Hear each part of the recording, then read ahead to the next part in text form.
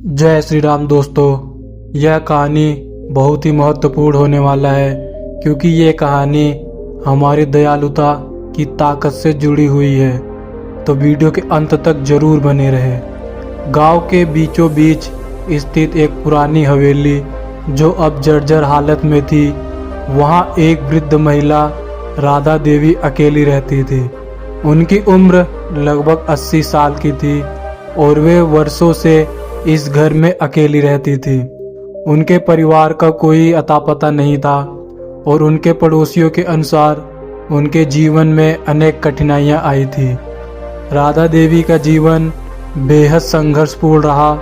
उनके पति का निधन बहुत पहले हो गया था और उनके बच्चे अगर कोई थे तो वे उनसे दूर किसी अज्ञात शहर में थे। राधा देवी को पेंशन से ही गुजारा करना पड़ता था और उनके व्यवस्था की स्थिति भी अच्छी नहीं थी। गांव में एक युवा राजू, जिसने हाल में ही अपनी पढ़ाई पूरी की थी, उसकी नज़रें हमेशा राधा देवी की जर्जर हालत पर टिकी जाती थी। वह देखता था कि कैसे राधा देवी दिन प्रतिदिन कमज़ोर हो रही हैं और उनका कोई सहारा नहीं है। राजू ने निर्णय लिया कि वह उनकी मदद करेगा। राजू हर रोज राधा देवी के घर जाने लगा। वह उनके लिए भोजन लाता, उनकी सफाई करता और उनके साथ समय बिताता। राधा देवी, जो पहले अकेलापन महसूस करती थी, अब राजू की संगत में कुछ राहत पाने लगी। राजू ने न सिर्फ उनकी शारीरिक मदद की बल्कि उनके मनोबल को भी बढ़ाया। धीरे धीरे राजू ने राधा देवी की कहानी सुनी। उसने जाना कि कैसे उनके जीवन के हर मोड़ पर उन्होंने संघर्ष किया था। राजू ने यह भी महसूस किया कि राधा देवी को सिर्फ शारीरिक नहीं बल्कि मानसिक सहारे की भी जरूरत थी। उन्होंने राधा देवी को हंसाने और उनके पुराने दिनों की बात सुनाने का प्रयास किया। राजू की दयालुता और सेवा ने गांव के अन्य लोगों को भी प्रेरित किया।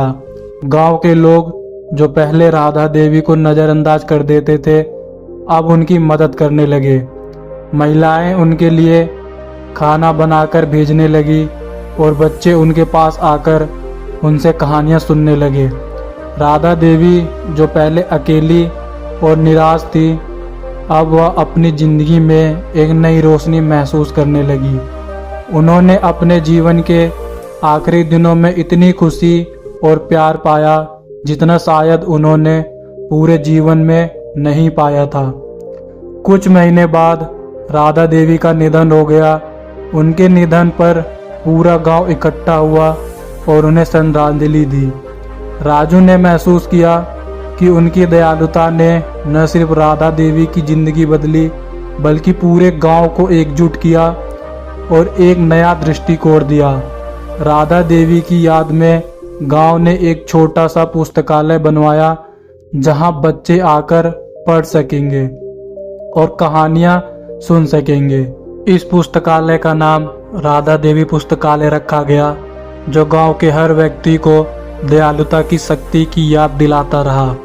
यह कहानी दयालुता की शक्ति को दर्शाता है। जब हम किसी की मदद करते हैं तो न केवल उस व्यक्ति का जीवन बदलता है बल्कि हमारा समाज भी बेहतर बनता है।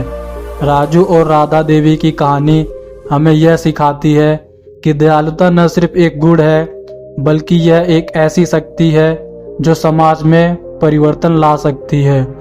अगर आपको यह वीडियो पसंद आई हो तो लाइक और शेयर जरूर कीजिएगा। जय श्री राम।